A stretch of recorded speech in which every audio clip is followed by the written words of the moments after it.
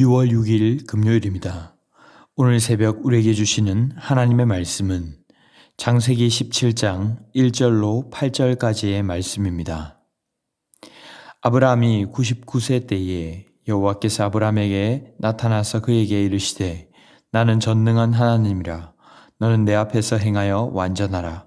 내가 내 언약을 나와 너 사이에 두어 너를 크게 번성하게 하리라 하시니 아브라함이 엎드렸더니 하나님이 또 그에게 말씀하여 이르시되 보라 내 언약이 너와 함께 있으니 너는 여러 민족의 아버지가 될지라. 이제 후로는 내 이름을 아브라함이라 하지 아니하고 아브라함이라 하리니 이는 내가 너를 여러 민족의 아버지가 되게 함이니라. 내가 너로 심히 번성하게 하리니 내가 내게서 민족들이 나게 하며 왕들이 내게로부터 나오리라. 내가 내 언약을 나와 너 및 내 대대 후손 사이에 세워서 영원한 언약을 삼고 너와 내 후손의 하나님이 되리라. 내가 너와 내 후손에게 내가 거류하는 이 땅 곧 가나안 땅 온 땅을 주어 영원한 기업이 되게 하고 나는 그들의 하나님이 되리라. 아멘. 하나님께서 아브라함에게 일방적으로 찾아오셔서 약속까지 맺으셨지만 이들은 하나님을 온전히 신뢰하지 못했습니다. 결국 사레의 요청에 따라 아브라함은 그녀의 여종이었던 하갈을 첩으로 삼아 자녀를 낳게 되죠. 하지만 하갈이 주인 사레를 멸시하자 사레는 하갈을 학대하기 시작하고 견디다 못한 하갈은 도망을 칩니다. 그리고 하나님의 은혜는 이런 하갈에게까지도 임하셔서 내가 너의 고통을 들었다고 이스마엘을 통해서도 큰 민족을 이루시겠다고 약속하셨습니다. 이제 17장이 시작되는 오늘 본문에는 아브라함이 99세의 때로 훌쩍 지나갑니다. 이스마엘을 낳았을 때가 86세였음을 감안하면 무려 13년의 시간이 흐른 것이죠. 성경에는 그 세월이 어땠는지를 자세히 기록하고 있지는 않지만 아브라함의 입장에서는 이스마엘 사건을 겪으면서 무척 낙심이 되기도 했을 것이고 이제는 그 약속이 정말 유효하긴 한 걸까라는 생각이 들었을 법한 세월인 것은 분명합니다. 하지만 주님은 무려 13년 만에 나타나셔서는 나는 전능한 하나님이다. 너는 내 앞에서 행하여 완전하라고 말씀하십니다. 이 말씀이 과연 무슨 뜻일까요? 마치 하나님은 낙담하여 거의 포기 상태에 이르렀을 법한 아브라함에게 찾아오셔서 이렇게 말씀하시는 것입니다. 나는 아직 약속을 잊지 않았고 그 약속은 여전히 유효하다. 여전히 불씨가 꺼지지 않고 나는 지금이라도 얼마든지 할 수 있는 하나님이다 라고 하시는 것이죠. 아브라함에게 하나님 앞에서 행하라고 하신 것은 그러니 너는 낙심하지 말고 어떤 결정을 하더라도 하나님을 의식하고 의롭게 행동하라는 것입니다. 완전하라는 말씀 역시 하갈을 통해 다른 방법을 찾으려 했던 것을 보면 거룩하고 흠이 없도록 다시 거룩을 회복하고 거룩한 삶을 추구하라는 말씀이죠.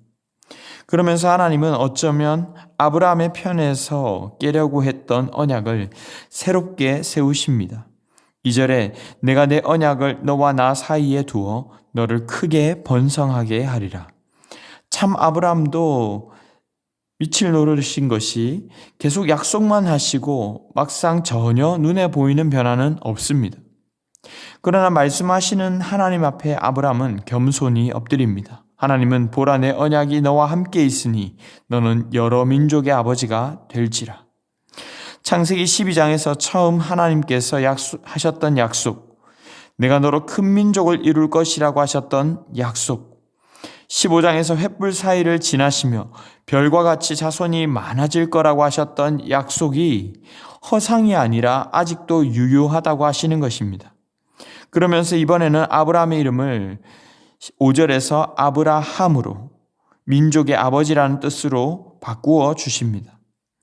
그리고 계속 약속에 의거해 축복하시기를 내가 너로 심히 번성하게 하리니 내가 내게서 민족이 나고 왕들이 나오게 하겠다라고 하시는 것이죠.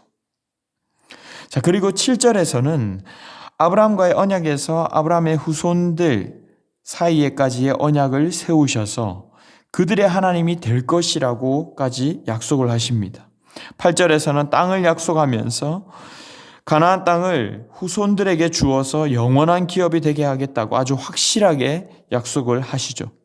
이 내용은 하나님께서 아브라함 한 개인을 부르시고 택하신 것만이 아니라 앞으로 임할 후손들, 하나님 나라의 백성을 택하셨다는 사실을 보여주는 것입니다. 하갈의 사건 등을 볼 때에 아무리 믿음의 조상인 아브라함이지만 너무 긴 세월 동안 하나님의 약속에 의심이 드는 순간들도 분명 있었을 것입니다. 하지만 주님은 그를 돌봐주시지 않고 내버려 두신 것이 아니라 그가 다 보지도 못할 그의 후손까지 생각하신 그 영원한 언약을 맺으시는 분이라는 것이죠. 내일 본문에서도 그 다음날 본문에서도 마찬가지지만 특히 17장에는 언약이라는 단어가 정말 많이 나옵니다. 보통 히브리어로 카라트, 자르다라는 뜻을 가진 이 언약은 짐승 등을 칼로 자르면서 맹세하던 예식에서 나온 단어입니다. 그런데 오늘 본문에서는 언약에는 일어나다라는 사역형이 쓰여서 확립하다라는 뜻을 가지고 사용이 되었습니다. 그러니까 여기에는 더 강력한 하나님의 의지가 담겨 있는 것이죠. 사랑하는 성도 여러분, 오늘 본문을 통해서 주님 우리에게 무엇을 말씀하십니까? 바로 하나님께서 우리에게 하신 약속을 잊지 않으시고 반드시 지킬 것이라는 사실입니다. 우리도 믿음 생활하면서 때로는 주님께 도대체 언제입니까? 이건 왜 이렇습니까? 왜 아직 이렇죠? 묻고 싶은 순간들이 종종 찾아올 때가 있지 않습니까? 하나님의 말씀인 것은 알겠고 반드시 이루실 것은 분명한데 막상 우리의 현실을 보면 너무 초라하고 뭐가 될 만한 기미가 전혀 보이지 않는 것입니다. 나 자신을 보더라도 마치 아브라함이 99세에 무슨 열국의 아비가 될까 싶은 것처럼 나를 통해 과연 하나님 나라가 이루어져 갈 수 있을까? 내 인생도 내 가족조차도 여전히 변화되지 않는 것 같고 온전하지 않은 것 같은데 여러분 신앙생활 하면서 이런 생각 드신 적이 없으십니까? 그러나 오늘 하나님께서 우리에게 이렇게 말씀하시는 것입니다. 나는 전능한 하나님이다. 그러니 포기하지 말거나 거룩을 포기하고 믿음을 버리고 대충 살아갈 생각하지 마라. 너는 내 앞에서 행하여서 완전하라. 내가 이룰 것이다. 심지어 내가 죽고 나더라도 혹은 내가 다 보지 못하고 알지 못하는 영역에서도 나는 반드시 이룰 것이고 약속을 지킬 것이다. 주님께서 오늘 아브라함에게만 말씀하시는 것이 아니라 주를 믿고 이 정체성이 변화된 주의 모든 백성들에게 이렇게 말씀하고 계시는 것입니다.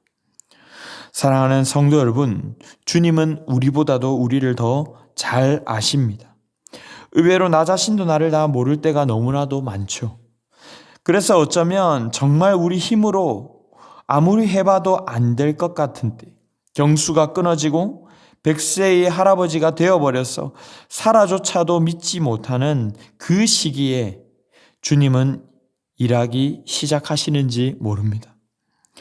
나도 나를 어떻게 하지 못할 때 나를 지켜줄 수 있을 것 같은 아버지의 집도 떠났을 때 남자로서 뭔가 해볼 만한 시간들 다 보내고 나서 그 뒤에 온전히 주님이 하셨다라고밖에 고백할 수 없는 그때를 주님은 기다리고 계시는 것입니다. 그때가 바로 성령으로 충만한 때요. 주님의 때라고 할 수 있는 것이죠. 말씀을 맺겠습니다. 우리는 하나님의 약속을 정말 신뢰하고 있습니까? 교회 다니면서 어떻게 예수님을 안 믿겠어요? 라고 말할지 몰라도 우리가 정말 전적으로 그분의 약속을 신뢰하고 그분만을 바라고 있는가 하는 것은 또 다른 문제입니다.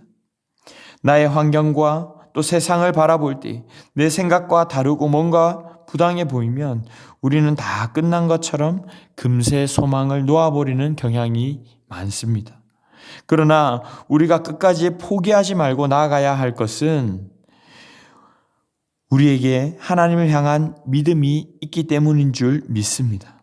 세상의 평가에 일희일비하지 않고 주님의 눈으로 바라볼 때에 우리는 계속 소망을 품고 살아갈 수 있을 것입니다. 주님이 우리에게 주신 그 정체성을 분명히 믿고 흔들리지 말고 주님 주신 약속의 말씀을 붙잡고 걸어가는 저와 여러분이 다 되시기를 주님의 이름으로 축원합니다. 기도하겠습니다. 사랑의 주님 감사합니다. 우상의 문화 속에 살아가던 아브라함을 말씀으로 이끌어내시고 주님의 언약 백성 삼으신 것처럼 우리와도 언약을 맺으시며 주의 백성 삼아주시니 감사합니다. 새로운 이름을 주셔서 하나님을 아빠 아버지라 부르며 주의 자녀가 되게 하셨는데 때로는 상황과 나의 모습을 묵상하며 낙심하고 좌절하지 않았는가 돌아봅니다. 다시 한번 오늘 말씀을 통해 소망이 넘치게 하시며 다른 평가와 시선이 아닌 하나님의 약속을 믿고 살아가는 저희가 되게 하여 주시옵소서. 그리하여 시작된 믿음의 길을 끝까지 걸어가는 저희가 되게 하여 주실 줄 믿사오며 이 모든 말씀 우리 구주 예수 그리스도의 이름으로 기도드리옵나이다. 아멘. 이 시간 함께 기도하실 때에 주신 말씀을 붙들고 기도하시고 중앙기도 제목을 따라 모든 소그룹 모임을 위해 기도하겠습니다. 다락방 모임 전도의 모든 모임마다 예수 안에서 한 가족같이 은혜 나누는 모임 되게 하시고 우리 교회 안에 소외되는 영혼이 한 사람도 없는 사랑 많은 가정 같은 교회 될 수 있도록 모든 소그룹 순장님들과 교회를 책임지고 섬기시는 장로님들을 위해서도 합심 제목과 개인적인 제목으로 기도하도록 하겠습니다. 함께 기도하겠습니다.